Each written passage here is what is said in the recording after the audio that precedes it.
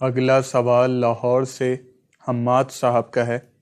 ان کا پہلا سوال کہ کیا پیری مریدی شرک ہے، اور مرید کا اپنے پیر کے خلاف کوئی بات نہ سننا، اس عادت کو اکثر لوگ شخصیت پرستی کہتے ہیں، اور کیا شخصیت پرستی پیری مریدی میں جائز ہوگی؟ سوال ایسے کرتے ہیں پھر مجھے بولنا پڑتا ہے، بھائی پیری مریدی کاروبار نہیں ہے کہ میں نے ایک کمپنی کھول دی اور اس میں پھر خلفاء فرنچائز کر دیے اور جناب برانچیں بنا دیں۔ یہ کاروبار نہیں ہے۔ پیر پکڑنے کا مطلب، کیونکہ قرآن میں ہے، شیطان نے کہا میں سب لوگوں کو گمراہ کروں گا مگر جو تیرے مخلص بندے ہیں ان پر میرا زور نہیں چلے گا۔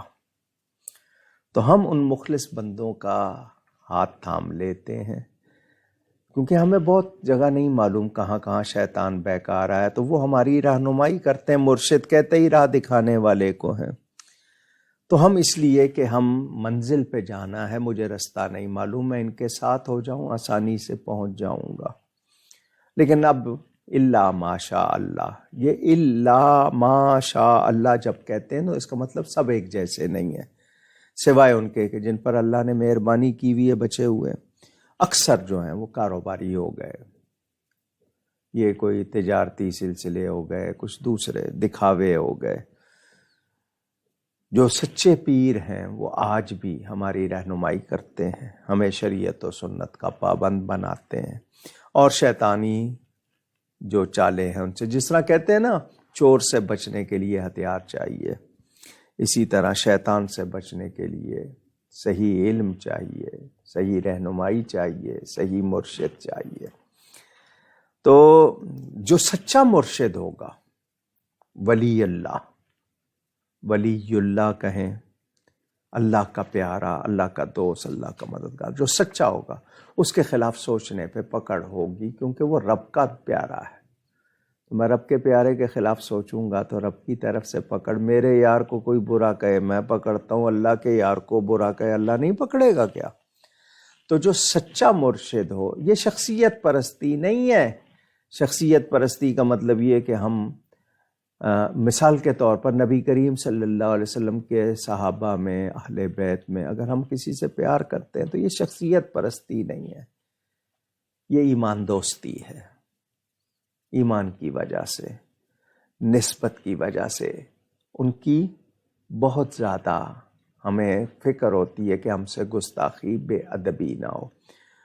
لیکن یہ کہ ہم یہ نہیں کہتے معصوم صرف انبیاء ہیں، ہم شریعت و سنت کی پابندی کی بات کریں گے۔ اگر کوئی شریعت و سنت میں اگر کسی کا مسئلہ غلط ہے تو وہ مرشد ہی نہیں ہے۔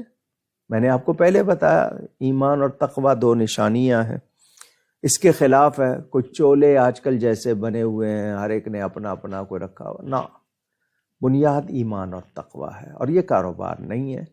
تو جو سچا مرشد ہو اس کے خلاف بولنا، سوچنا، اس پہ پکڑ ہوتی ہے۔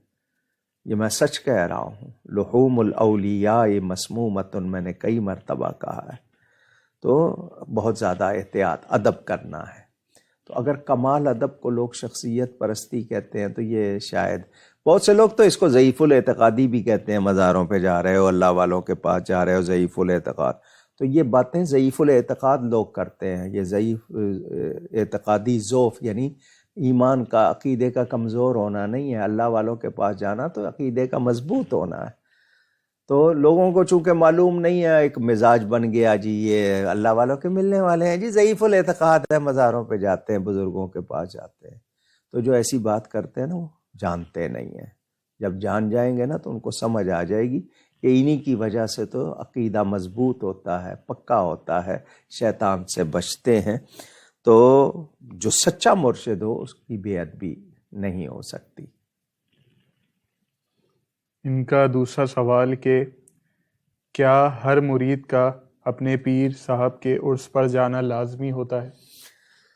جی، پیر سے رابطہ ظاہری طور پر بھی رکھنا چاہیے، اعتقادی تو ہے ہی ہے، روحانی ہوتا ہے، لیکن یہ کہ اس کے پاس گنجائش ہے تو ضرور جائے۔